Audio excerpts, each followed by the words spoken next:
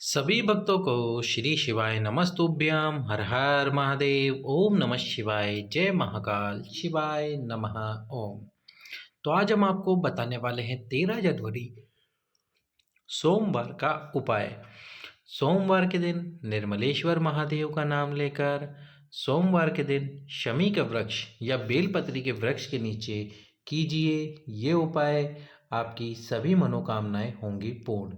या एक पीपल के पत्ते से भी आप उपाय कर सकते हैं। समस्त उपाय मनोकामना पूर्ति उपाय हैं। कैसे करने हैं आपको ये सभी उपाय आज के इस वीडियो में हम आपको बताने वाले हैं। आपकी कोई भी कामना कैसी भी कामना क्यों न हो पूर्ण होगी। तो चलिए शुरू करते हैं। सबसे पहला उपाय, पर उससे पहले वीडियो को लाइक करके चैनल को सब्सक्राइब करके वीडियो को शेयर कर दीजिए। तो आपको क्या करना है, सोमवार के दिन प्रदोष काल में, कब प्रदोष काल में, या तो बेलपत्र का वृक्ष हो या फिर शमी का वृक्ष हो। अगर बेलपत्र है तो अच्छी बात, शमी है तो भी अच्छी बात। किसी भी एक वृक्ष के नीचे आपको सबसे पहले तो एक कलश में जल भर लेना है, इसमें चंदन घोल लेना है। चंदन कौन सा, लाल चंदन, पीला चंदन, जो चंदन हो आपके पास में वो चंदन डाल लीजिए। और 21 चावल के दाने, कितने, 21 अक्षत यानी कि चावल के दाने इस कलश के अंदर डाल लीजिए। साथ में आपको डालने हैं 3 पीपल के पत्ते। कितने, 3 पीपल के पत्ते इस कलश में डाल देने हैं। अब इस कलश के जल को भगवान शंकर का स्मरण करते हुए पूरे के पूरे कलश के जल को या तो बेलपत्र या शमी वृक्ष, जो भी आपकी कामना है उस कामना को बोलते हुए इस कलश के जल को उसमें समर्पित कर दीजिए। आपकी कामना बोलिए। कामना बोलकर यदि आप इस प्रकार से समर्पित करते हो तो आपकी जो भी कामना है वह शीघ्र अतिशीघ्र पूर्ण हो जाएगी। दूसरा उपाय, दूसरा जो उपाय है वो है निर्मलेश्वर महादेव का उपाय। कौन से महादेव, निर्मलेश्वर महादेव। नाम आप स्क्रीन पर पढ़ सकते हैं, निर्मलेश्वर महादेव। अब आपको इसमें क्या करना है, किसी भी 5 वृक्ष की पत्तियां ले लेनी है। 5 कितनी, एक वृक्ष से एक पत्ती, 5 वृक्ष से 5 पत्ती। तो इस प्रकार से 5 वृक्ष की 5 पत्तियां आपको ले लेनी है। ये 5 पत्तियां लेने के साथ ही एक आपको लेना है सफ़ेद पुष्प। क्या लेना है, सफ़ेद यानी कि श्वेत कलर का पुष्प, सफ़ेद कलर का पुष्प। सफ़ेद आपको वाइट कलर का पुष्प ले लेना है। अब ये सभी वस्तुओं को आपको लेकर जाना है भगवान शंकर के मंदिर में। शंकर जी के मंदिर में जाके सबसे पहले तो एक कलश जल दक्षिण दिशा में खड़े होकर उत्तर की तरफ मुख कर कर भगवान निर्मलेश्वर महादेव के नाम से आपकी कामना बोलते हुए समर्पित कर दो।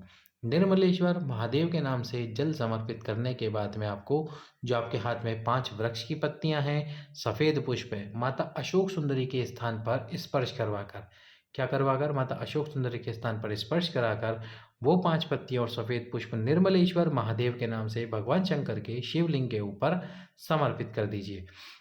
शिवलिंग पे समर्पित कीजिए। आपकी जो भी कामना है वह भगवान निर्मलेश्वर महादेव शीघ्र अतिशीघ्र पूर्ण कर देंगे।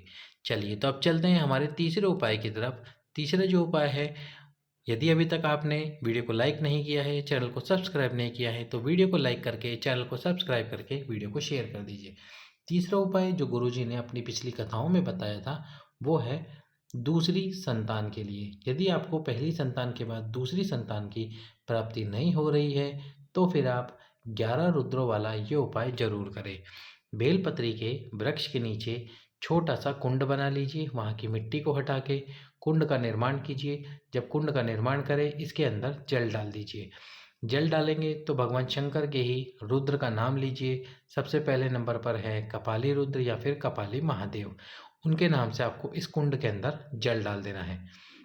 जल डाल दीजिए। और यदि आपको बेलपत्री के वृक्ष के नीचे फर्श बनी हुई है, आप इस प्रकार से कुंड नहीं बना सकते, तो फिर आप यहाँ पर एक छोटा सा दीपक या फिर बड़ा मिट्टी का दीप रख सकते हैं। इसमें जल डालिए और आपको उस कुंड के सम्मुख में मीठे का प्रसाद यानी कि मीठे की खीर बनाकर रखनी है। खीर बनाकर रख दीजिए। प्रार्थना कीजिए कपालेश्वर महादेव से और एक दीपक जरूर प्रज्वलित कीजिए। घी का दीप प्रज्वलित कीजिए। संतान कामना कीजिए, दूसरी संतान यदि आपको नहीं हो पा रही है तो। इसके बाद में जब आप ये कुंड बना दे, दीप प्रज्वलित कर दे, खीर रख दे, प्रणाम कर दे, तो इस कुंड में से अपने हाथ से जल निकालिए और इसको आचमन कीजिए यानी कि उस जल को पीजिए। थोड़ा सा जल 3 बार आपको पीना है जल, और 3 बार ही अपने हस्बैंड के लिए, यदि पति कर रहे हैं तो पत्नी के लिए, पत्नी कर रहे हैं तो पति के लिए जल निकाल लीजिए। जल निकालने के बाद में इस दीपक को यहीं रहने दीजिए, और ये जो आपने खीर का प्रसाद बनाया, इस खीर के प्रसाद को उठा लीजिए। रात्रि को आपको इस खीर के प्रसाद को पति और पत्नी दोनों को आधा आधा खाना है।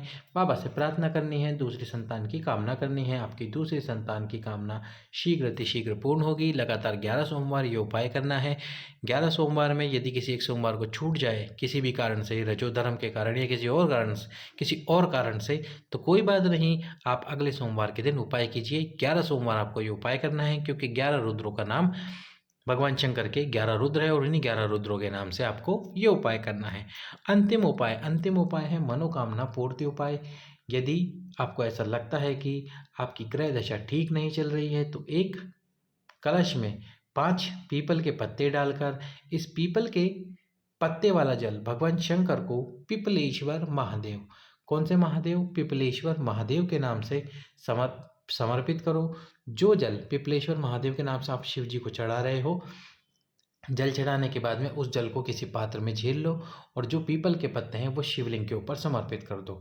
थोड़ी देर बाद वो पीपल के पत्ते उठा लीजिए शिवलिंग पे से, और उन पीपल के पत्तों से जो जल शिवलिंग से नीचे गिरा है उस जल का अपने ऊपर चीटन कीजिए, उस जल को अपने ऊपर डालिए। इस प्रकार से यदि आप उपाय करेंगे तो आपकी ग्रह दशा, आपकी विषम परिस्थिति, आपकी विपरीत परिस्थितियाँ धीरे धीरे समाप्त होना शुरू हो जाएगी। तो कीजिए 13 जनवरी 2025 सोमवार